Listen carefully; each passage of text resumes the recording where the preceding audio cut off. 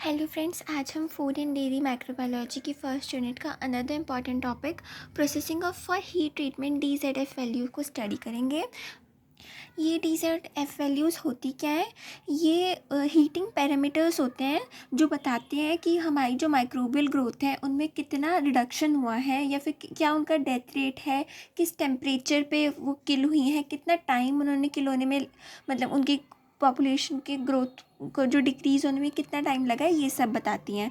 अब सबसे पहले हम क्या करते हैं, जब स्टरलाइज़ करते हैं हम किसी भी चीज़ को कंटामिनेशन फ्री करने के लिए, मतलब हम माइक्रोब्स को किल कर रहे हैं, तो वो माइक्रोब्स जो किल हुए हैं उनके वो मतलब जो हमारी स्टरलाइजेशन है वो कितनी इफ़िशिएंट हुई है, कितने माइक्रोब्स किल हो चुके हैं, किस टाइम पे हुए हैं, किस टेम्परेचर पे हुए हैं, इन सब के रिगार्डिंग इन्फॉर्मेशन प्रोवाइड कराती है DZF वैल्यूज़।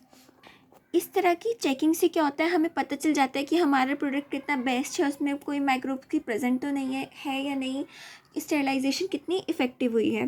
फिर ये हम कैलकुलेट कर सकते हैं अपना कि इस स्टेरिलाइजेशन की इफ़िशेंसी DZF वैल्यू से। उससे पहले आप TDT जानिए। TDT एक टर्म होती है, थर्मल डेथ टाइम। ये वो टाइम होता है जो लगता है स्पेसिफिक माइक्रोबियल पॉपुलेशन को किल होने में स्पेसिफिक टेम्परेचर पे, मतलब एक स्पेसिफिक टेम्परेचर पे कितने कितने स्पेसिफिक माइक्रोब्स किल हो रहे हैं उस कितने टाइम में, तो वो थर्मल डेथ टाइम कहलाता है। नाउ डी वैल्यू क्या होती है? ये एक तरह से माइक्रोब्स का रिडक्शन होता है with respect to time, microbes की ग्रोथ का रिडक्शन।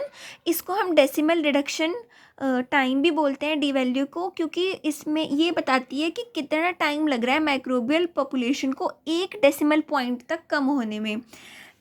और इसमें जो डी वैल्यू में क्या होता है, ये वो टाइम होता है जो 90% माइक्रोबियल पॉपुलेशन को कम हो जाता है, कम करके दिखाता है।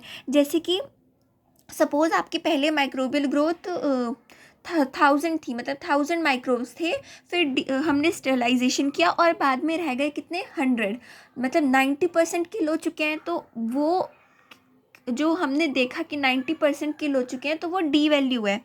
अब जैसे सपोज़ यहाँ पे ये ना टेम्परेचर कम होता जा रहा है, 10-1, 10-2, 10-3, ये कम हो रहा है।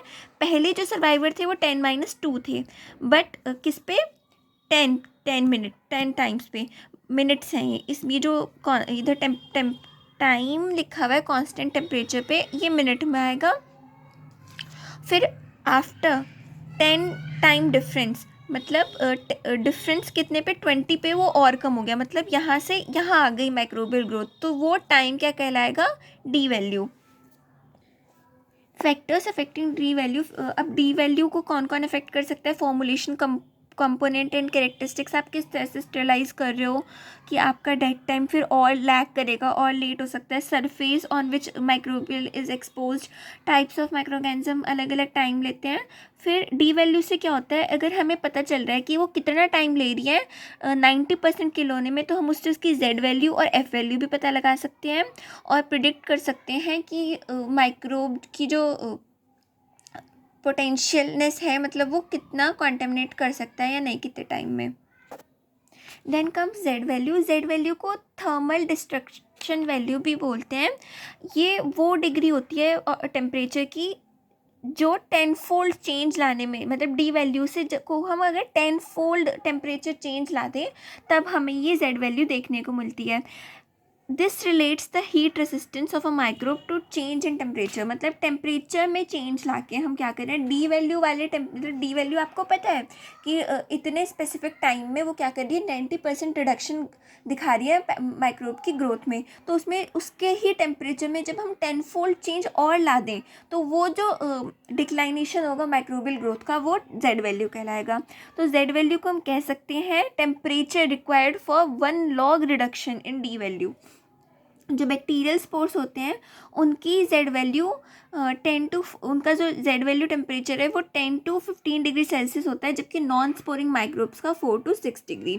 अब आप देखिए, पहले 94 थी एट 1, बट आफ्टर 10 फोल्ड, ये 1 से 10 पे जब हम देख रहे हैं तो 90 आ गई। तो ये आफ्टर 10 फोल्ड जो टेम्परेचर में चेंज लाने पे माइक्रोब्स की रिडक्शन हुआ, वो जेड वैल्यू कहलाएगा।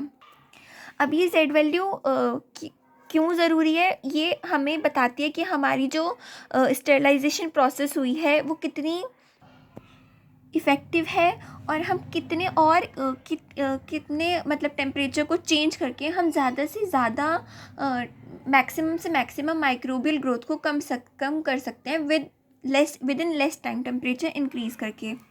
अब एफ वैल्यू फूड इंडस्ट्री में यूनिटी ऑफ लिथलिटी के नाम से अप्लाई होती है। ये दिखाती है कि मतलब 121 डिग्री सेल्सियस पे 121 डिग्री सेल्सियस पे अगर आपको स्पेसिफिक माइक्रोब्स को किल करना है तो वो कितने टाइम में करेगी। यहाँ पे क्या होगा, हमारा जो टाइम है वो मिनट में रहेगा। स्पेसिफिक टेम्परेचर आपको 121 डिग्री सेल्सियस रखना है, और आपको कितने स्पोर्स मारने हैं मतलब किल करने हैं वो 121 डिग्री सेल्सियस पे। वो कितने किल कर रही है, मतलब उसको किल कराने हैं, वो कितना टाइम ले रही है किल करने में स्पेसिफिक नंबर ऑफ माइक्रोब्स को, तो उस टाइम की कैलकुलेशन को एफ वैल्यू बोलते हैं। एफ वैल्यू को क्यों हम कैलकुलेट कर सकते हैं with logarithm formula F equal to D log N not minus log N, जहाँ पे डी है organism, D value of organism at 121 degree Celsius. यहाँ पे आपको टेम्परेचर स्पेसिफिक रखना है कि 121 डिग्री सेल्सियस में कितने माइक्रोब्स किल हो रहे हैं एट वॉट टेम्परेचर। फिर एन नॉट है इनिशियल पॉपुलेशन, और एन जो कि फाइनल पॉपुलेशन है। होप कि आपको समझ आया हो। Thank you.